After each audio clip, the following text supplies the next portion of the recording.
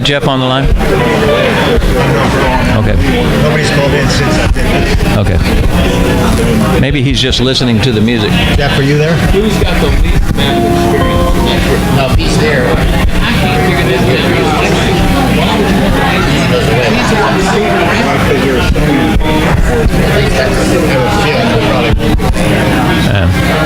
I'd say less than 50. Okay, folks. We're going to get this meeting started. As we do, it's wonderful, first off, to see so many new faces here. I've seen at least a handful that I don't know. But thank you all for coming. As we always do during our POA meetings, prior to the meeting, we stand for the Pledge of Allegiance, and I'll ask you to do that. To the flag of the United States of America, and to the republic for which it stands, one nation, under God, indivisible, with liberty and justice for all.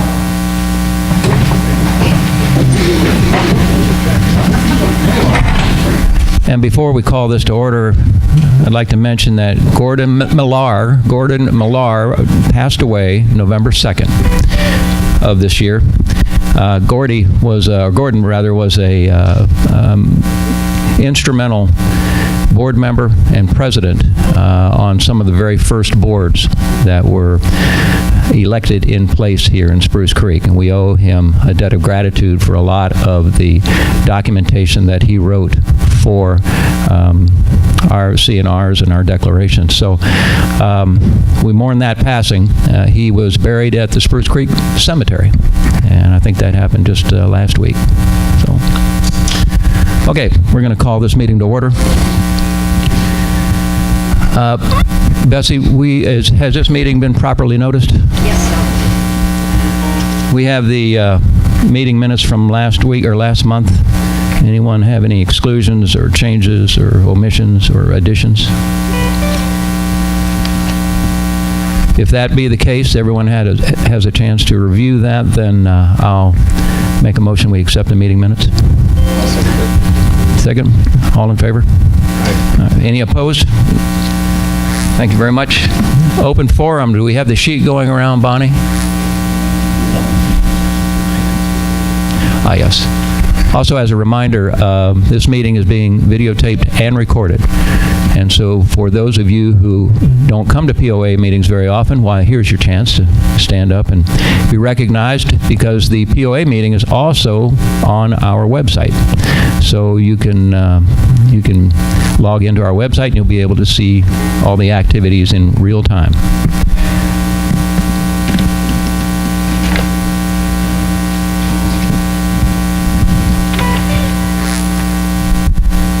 Turn that down. Open forum. Keith Phillips, you wanted to speak tonight?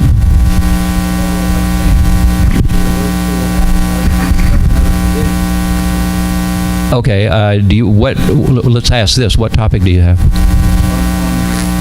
Okay. All right. Yes, that'll come up a bit later. You'll be more than. I mean, we'll get you to speak then. Betty Lane. There's a microphone right up here if you wish.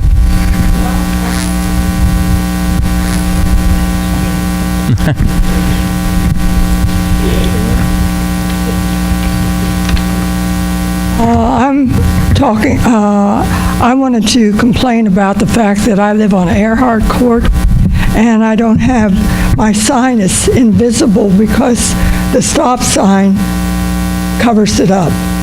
And so that's what I've written letters and practically begged for somebody to do something about it. I have a picture of it on my cell phone here. Is it the street sign? The street sign. Stop sign. The street sign you cannot see when you're coming from the front gate because the stop sign is in front of it, and you can't see Earhart Court. You can only see ART at the end. Have you talked to Randy about this? I've written letters. sorry, first I've heard about it. We'll take care of that, that's not a problem. Yeah, Okay. yeah. And the only other thing that I would like to say is the front gate, I think we need to have more light, better lighted, because that also, you can go by, I've gone by a couple times at nighttime when I've come from what do they call that trail? Yeah. And also the back gate also could use more lights as you're going in. But other than that, I own 3 properties here, and I love Spruce Creek. So I don't have Very good. Thank you. I want people to see where I live because I got a bunch of people coming for Thanksgiving, and they won't be able to find there. I mean, you're gonna have leftover turkeys? Do we all? Do we all go? To answer your question, we're waiting on FPL to put 2 new lights at the entrance, and we've ordered 2 new lights to go on the entrance sign at the front. So that's all going to be addressed and is being addressed. Thank you very much, Randy.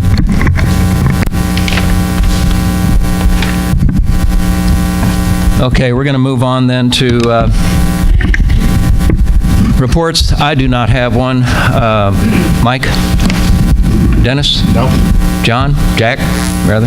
I'll deal with my report when we get to the resolution on the Flying Club. Okay, very good. Diane? I just have the unfinished business. We'll take care of that later. Jeff is not called in yet? Okay, John? No. All right, very good. Randy, you want to give your 50/50. monthly report, please? Got one down. Okay, just to announce that a year ago today, I stood here, my first board meeting, as your general manager, and I was shaking like a leaf. No, I wasn't.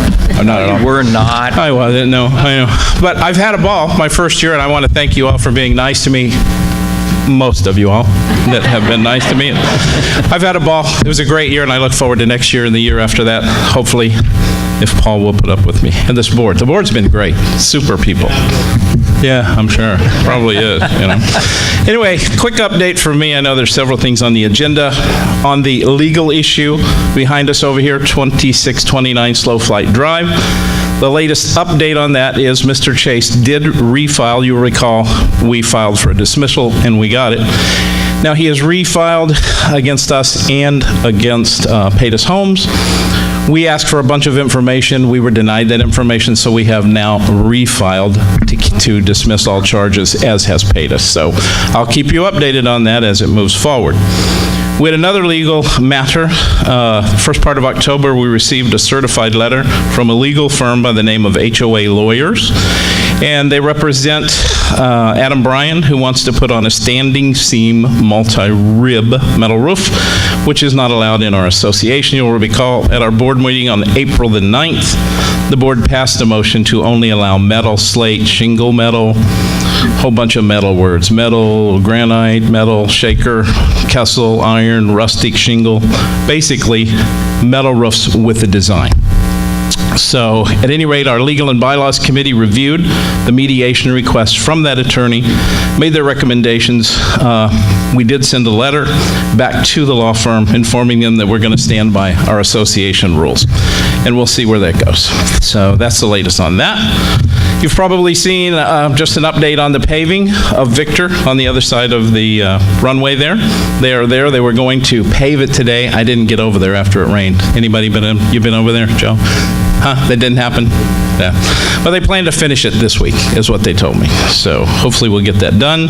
In the office here, we've been real busy, prepared and posted notice for the 2 board positions that will be open.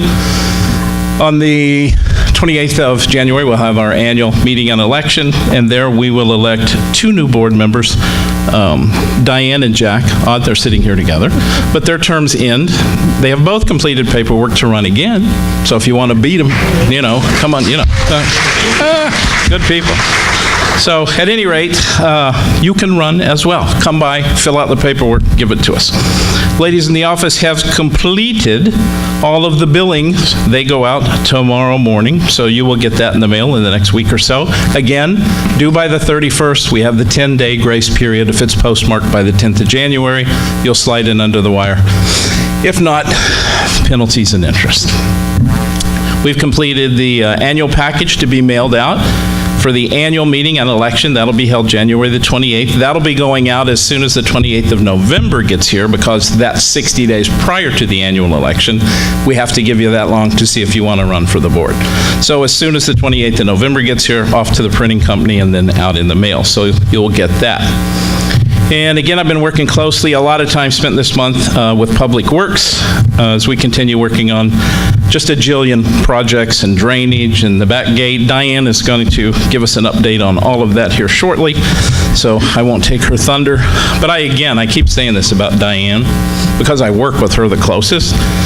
Out there in Public Works, my wife says I have ice in my veins because I guess I'm not very, sympathetic or passionate. But I think Diane has me beat. We get called out to some of these houses where people think it's our fault and we should fix it.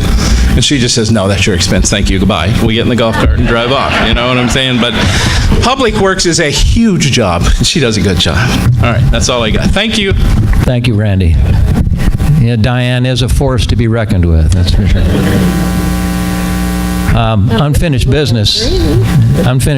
Diane has a update for us. And then, contrary to the agenda, we're going to be talking, we're going to move Jack's proposal up to unfinished business right underneath yours, Diane, so that if we have to vacate for whatever reason, then we can do that. Thank you. Several months ago, I brought forth to the board 5 drainage projects, several different areas. And the board approved $237,000 for those projects. And our pipes joints are in such bad shape, we have completed 4 of the 5 projects for a total of $236,000. So the last one went from Roscoe Turner to Taxiway Zulu, and our estimate for that was $72,450. Well, we finished it up with $76,685. But we didn't do 109 joints. We didn't do 125, we did 109. And instead of 560 gallons of grout, we used 1,560 gallons to fill the voids around our storm drain joints. So that's the old business, and we still have one more project to complete on that 5. And I'm asking the board tonight if they will approve the 5th project. Somebody leaned on the lights.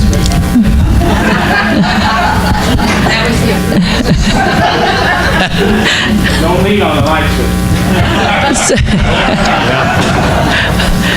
And going over our reserve pool of money for our drainage projects, Randy informed me this morning that I have the Public Works has $123,489 in the reserve pool, and I would like to ask for the next project to be completed before the end of the year.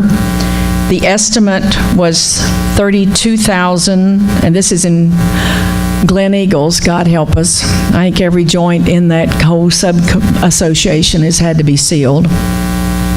Their estimates there was for $34,155. I'd like for the board to approve the $75,000 up to complete that project. And that's under old business. Are you making that motion, Diane? Yes, I am. Do we have a second? Michael, second. Discussion? First off, I'm surprised you even have any money left. Well, $1,100 out of the $237,000. So we're working on reserves that were granted in years prior to this, correct? Yes. And you're doubling it because you figure the joints are 100%? Yes, and some of the pipes are much bigger in this run of of pipe, of the joints for the drainage. And as much as we had to use on Roscoe Turner to fill those, it's just incredible. I see that machine ticking away as they're pumping the grout in there, and I'm thinking, holy cow, we could have buried 5 people in that somehow. Just for everybody's benefit. Turn that on. For everybody's benefit, how far are we through this project in total for the total run? Yeah. We still have another 3 miles of pipes to go. Well, what have we done? What percent-wise or? Alan, what did we? 17%. About 17%. Okay, so we're got a long way to go. We got a long way to go. And if anybody wants to come and look at the master drainage plans that I've color-coded, not color-coded, but colored all the different runs, long runs of pipes that we still need to do, I'll be happy to share it with you. Yeah, and in this year's budget that we'll be voting on, how much do you think you'll get done in the next 12 months? It's just throw the tag up and guess. No, I just curious if you had a I mean, we've got some areas that we didn't, 4 seasons, we got in under the estimate. But that's a newer association, and they actually did try to seal the joints in that run. Diane, do we have erosion in those areas, visible erosion? And are we replacing that erosion with filled dirt or sand Yes. in the areas that have Our not been finished? handyman, when Shenandoah fills the joints, then I give a list to our handyman, and he takes the dirt that was removed from those pipes and puts it back where it was washed out. So we're concentrating on the ones that are the worst case here. So far. Yeah. I got to tell you, I am dumbfounded by the amount of money we're spending on sealing these joints without having a clear understanding of what life expectancy we may have. I do like to complete projects, and if Diane thinks that we need to get this done before the end of the year, I'm inclined to go with her on this. Only because the money was already set aside as reserves for this sort of activity. And so I think that's about the only comment I have. I'm scared to death that what we're doing here is adequate and sufficient and works, but that it might not go 5 years, and we have to revisit this thing all over again. And so I think once we get into the next year, we absolutely have the obligation to go into these pipes with cameras or whatever, or at least in some of them, to ensure that what we have been putting in place is actually still working. Now, I know they guarantee this stuff for 2 years, but 2 years. They guarantee their work. Correct. The product. Right. Not the product nor any future movement of these pipes. Well, with the jail-type situation, it doesn't get hard. The grout doesn't get hard when it doesn't get air, and with the pipes moving, it's a gel. And if the pipes move, then it forms and moves with the pipes. And I have a sample on my golf cart that I think most of the board members. Yeah, I've looked at that, and you have been doing your due diligence, and we need to continue. It's, it's a moving target. Keep looking at it. And the half-life of this grout is 115 years. And the Florida Department of Transportation, it's on their accepted materials list, and they don't use it unless it works. And are we adequately budgeting for this going forward? Are you happy with our budget for next year? I didn't get as much as I asked for, but I am pleased. How close did you get percentage-wise? Probably, Alan, what would you say? About 50%. And if you ask for $1 million and you put 500,000 in, So that's pretty good. to do the whole rest of this, I did a couple of estimates, depending on how optimistic or pessimistic you want to be. It'll probably take somewhere between $1.6 million and $1 million. So, other than this project and the paving that we know about, there are no surprises out there that we know of right now, right? Other than My surprise is, Well, I mean, they're private, but none of these nukes. right. Okay. Diane, the problem I have with the grout process that we're using is we cannot actually see the grout. I watched your video very carefully, and so they drill holes and they pump the grout into the bottom and top or sides of the pipe, and then the grout follows a specific channel, but we cannot see that channel. It's on the other side of the pipe that's earthbound. And so we're assuming that the grout goes through that channel, seals the entire channel, and I know that, I've never heard anybody say there's a way to test that, but we're spending an awful lot of money on a process that I think Paul is right, unless we revisit and see that it's really holding up well. If, for example, the ones that we have done are not holding as we expected, through no one's fault, then maybe we should be looking at some sort of help to get alternatives or revisit that. That's my concern. Shenandoah will, in one of their next trips, video some of the pipes that they have already done, where we haven't have that many pipes that we've done over 2 years ago. We started basically last fall in 2017 with some major projects. And they just aren't old enough to, see, they have been back in where I've had a problem with a particular joint and crawled back in it and videoed it for me to see that there wasn't any infiltration in that joint area, that it was coming from the prior void in those pipes before it was sealed. So when you get the grains of sand coming through the joints, that's your first sign that there's an open seal there, or an open joint. And the county has asked me several times to go look in their sanitary pipes because they say their guys, something wrong with their glasses, they can't see the sand, and they say, you walk over and said, yep, it's infiltration, and they're here. So I guess my question would be, would it be worthwhile, I don't want to belay this point, to dig up one section of a pipe we've already done? Give you a shovel. No, I'm really serious about this. So one section of a pipe that's, let's say, done last year, and look at the seam from the outside of the pipe. I know that would be an expensive proposition for the day, but then you could actually see whether the grout followed the channel, sealed the pipe visually, and especially on the bottom part where it flexes. And I understand that might be a lot of work, but we're spending a ton of money, and Might maybe... be self-destruct. We're removing the support structure to look at. Well, you could, okay, I understand that, but you don't have to do the bottom of the pipe, but you could certainly do some of the pipe, the top part of the pipe, maybe 3/4, whatever an engineer would recommend.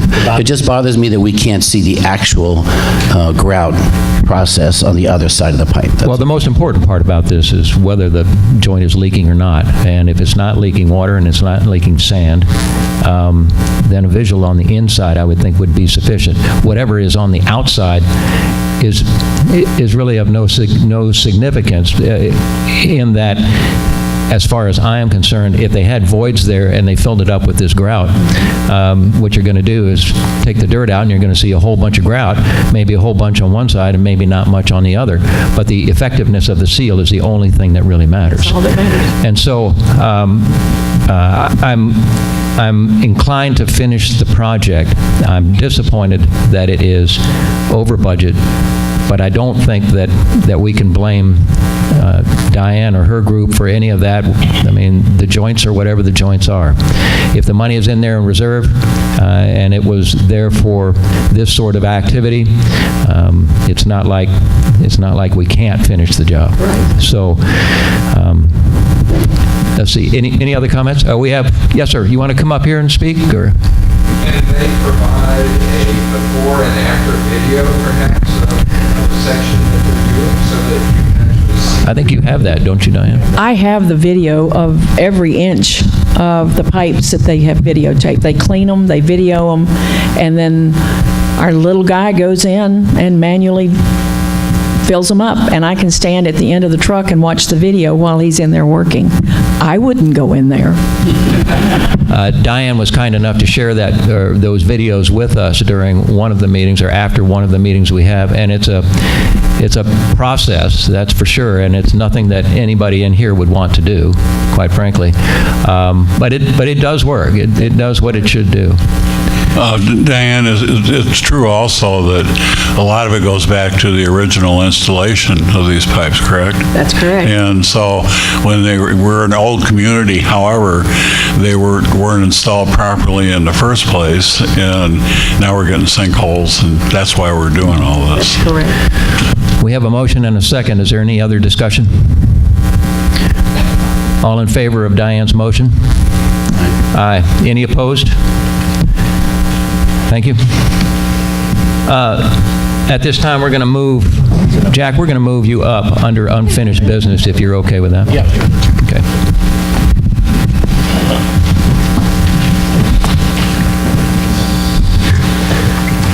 Good evening, everybody. Back on October 8th, I had brought to the attention of the community and the board upon information that I had received, and of course, I don't live here like you folks, but I had received the information from many community residents and concerned residents about the operation of a flight club out of a hangar at on Beach Boulevard. And at that time, I had proposed a resolution to the board to immediately investigate it, get the advice of council, and see what rules and regulations, CNRs, would address the situation. It was not put on the agenda, but the president promised to put it on the agenda for tonight, which it is, and in the interim, sought the advice of council as to the power to regulate such an activity. And I also understand that the issue, or part of the issue, was sent over to the ACC, Paul? AAC, I'm sorry, committee for its opinion on the matter. The thought was that we would have their recommendations by tonight's meeting, and I understand that we do not. It has been my position that we don't necessarily need AAC's recommendations for the issue that I have presented, and I'll explain why. And by the way, the AAC, as I've been hearing, is doing a great job in analyzing the issue of flight schools at Spruce Creek, flying clubs, I'm sorry, at Spruce Creek, and how we should handle them, how we should define them, and that's great. But that's not the solution that I propose. So simply put, what we had happen here is we had a commercial tenant execute some sort of lease arrangement with an owner of a commercial space at Spruce Creek. That lease was certainly legitimate in and of itself. The commercial tenant then turns around and cleverly has an operation that is unlimited in scope, unlimited membership of that flying club in this instance. Could be 50 members, 100 members, could be 500 members. Those members are some of those members could certainly be non-residents, have full use of our airport, our facilities, our taxiways, and along with that use, extend, of course, the liability of a risky flying environment. And we all accept that risk as residents here who fly. We pay our dues, and we come here because we love Spruce Creek and we love the privacy of Spruce Creek. So if you think about the concept, it was thought that there's no way to regulate this clever use of a flying club in order to generate revenue for the flying club operation, pay for the planes and costs, etc., at our expense. Spruce Creek receives nothing except risk for this operation. So I was pushing hard to get some sort of direction from the board to address this, and understanding that from October meeting, which was October 8th, we're now in November. This operation started in September. This operation, nobody really knew the scope of it. We found out about it because of an application to the board for the flying club to have an event to solicit members for their club. first time I think most of the board members heard about it was when we saw it on the agenda, and we said, who is this? We unanimously voted down the idea that a flying club could solicit members and have a party here when we didn't know anything about the operations, the scope of it, the extent of it, whether they had insurance or not, what their rules and regulations were, and whether or not the operation was at all in violation of our covenants and bylaws and restrictions. It is now the 12th of November, and but for the fact that the landlord threw out or refused to renew a month-to-month lease for the Flying Club, they'd still be there. We've done nothing. We've taken no action. We have investigated, we've contacted council, and so I'm pressing the board to do something, because I think we have an obligation to our residents for many reasons, including restricting the use by unknown pilots of unknown skill who are not residents, who contribute nothing to us, to use our facilities. I think it's absurd.